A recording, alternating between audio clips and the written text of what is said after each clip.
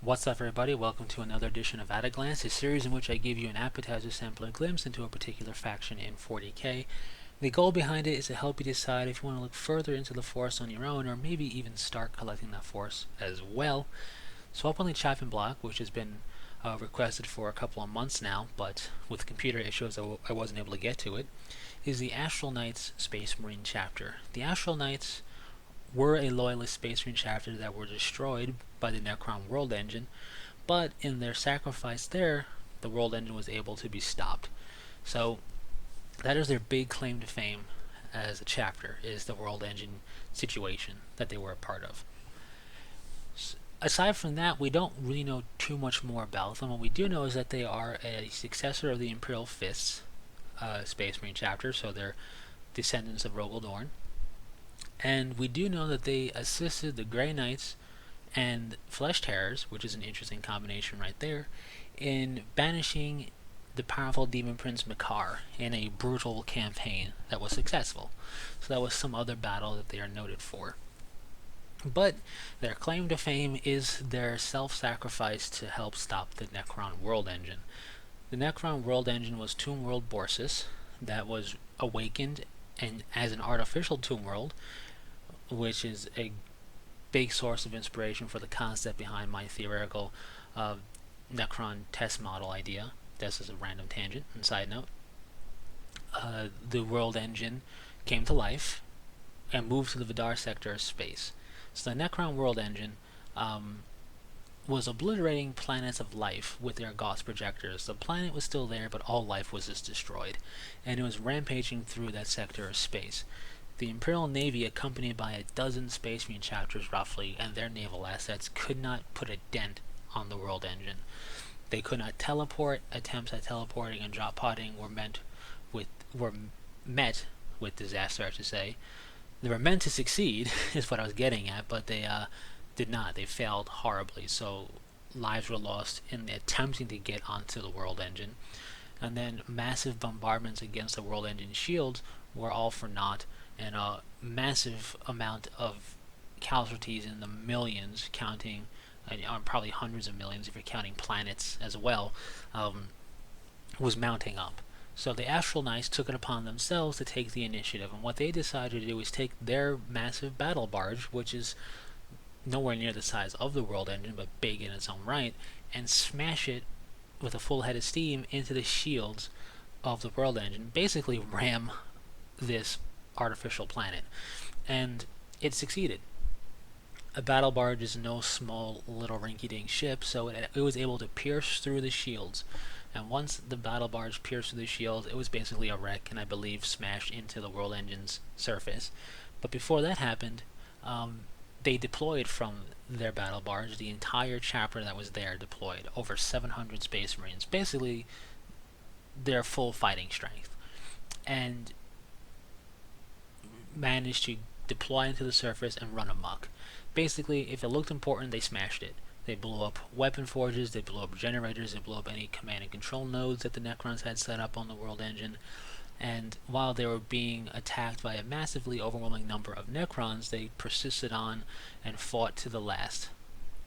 And in a final act, the chapter master and a handful of surviving Space Marines managed to detonate melta charges on a massive command and control network area, which silenced most of the weapons of the world engine and dropped the shields.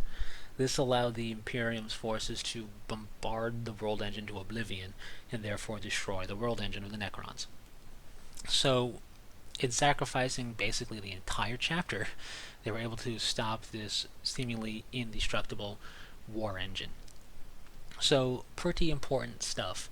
And their sacrifice was not in vain, their sacrifice was not forgotten. In fact, their wrecked battle barge was retrieved and placed on the planet Safehold, which is a dead planet because it was the last planet scoured of life by the world engine. So the battle barge was placed down on the surface of the planet, and a statue was created for each Space Marine that died on the world engine. So over 700 statues were erected and put on the planet, and it became a shrine world to the Astral Knights chapter's memory.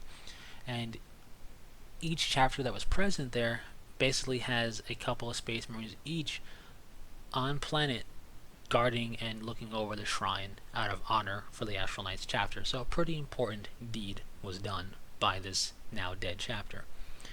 So that is the history of the Astral Knights right there. We don't know too much more past that.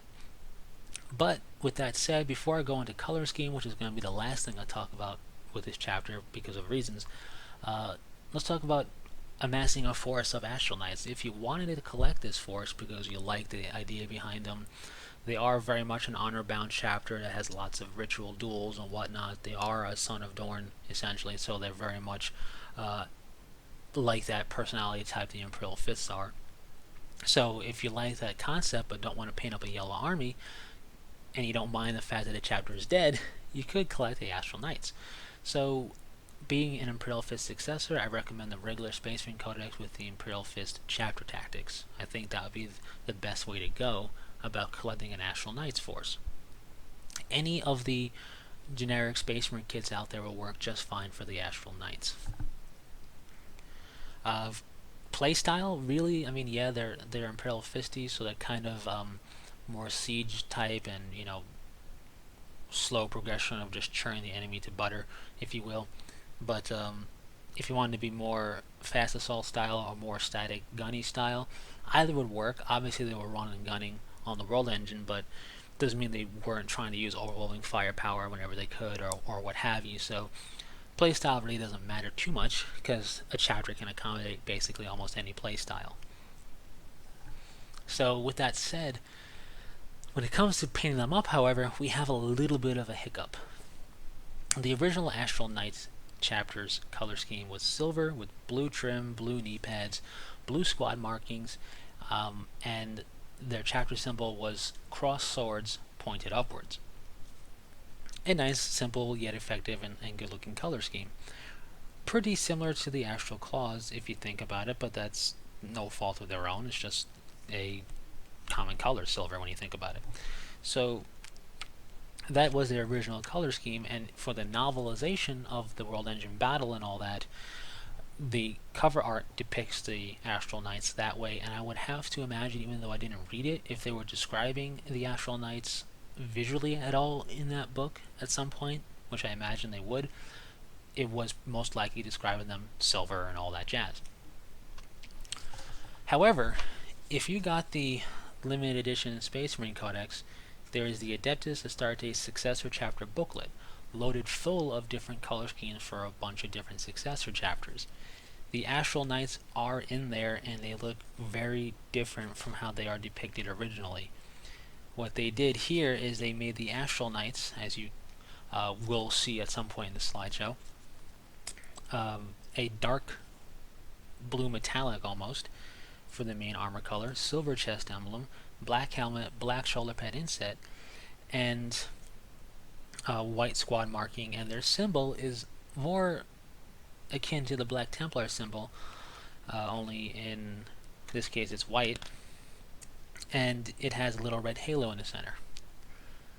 Very different from the original Astral Knights color scheme. I don't know if this was a mistake, an accident if you will, or if it was GW updating the look of the Astral Knights, because while the original Astral Knight look is just fine, I will concede the point, it is very similar to the Astral Claws, and maybe they wanted to change that. I don't know. You don't really get an official statement about stuff like this, so I guess we might never truly know. But it does put you in kind of an odd spot if you want to collect them, because what do you do? Do you go with the original color scheme, or do you go with this updated color scheme? My opinion is you do what you like the most. You do have a bit of an easier time going about the updated color scheme in terms of symbols, because white symbols are everywhere, and you can get that Black Templar symbol as a sculpted shoulder pad, and you can just paint it white and be done with it, and put a little red circle halo thing in the center of it. Where with the cross swords, it doesn't matter that they're pointing upwards, because any cross sword you can just turn, flip it over, or turn around, I say, and make it upwards if it was originally meant to be downwards. But you have to find that symbol out there, and there are third-party decal stuff out there, so you can definitely go ahead and get that symbol from certain companies out there that make decal sheets. So it's not the hardest symbol to get, which is a good thing. But in all honesty, I don't know which way I don't think there's a quote unquote correct way to go with which color scheme to do. But I do want to end this off with a bit of a conspiracy theory here to kind of appease both color schemes. In a short story, I believe there is a whole short story dedicated to the Sable Swords chapter's creation, essentially, because with the Astral Knights basically defunct as a chapter and destroyed, a new chapter was created, the Sable Swords, and the Sable Swords took over their fortress monastery and homeworld. So, in doing so, there were some surviving Astral Knights who were not present at the World Engine battle. The ex-chapter master, who was confined to a dreadnought, so no longer chapter master, and a small contingent of battle brothers, who basically had to surrender over the fortress monastery and homeworld. And in doing so, they were left planetless, and they embarked on basically a crusade to fight the enemies of the Imperium until their last breath, essentially. But we don't know too much about the ultimate fate of these survivors. We don't know, I think, exactly what the Space Marine contingent was comprised of. You could imagine that there was an apothecary there, there was an ex-chapter master there who knows how to lead and do things. You could postulate, if you will, and hypothesize that, hey, this warband, this surviving ragtag, really small group, I mean really small, definitely under a company in strength, was able to go out amongst the stars, fight the enemies of the Imperium, as well as maybe even recoup losses and start to grow their strength over.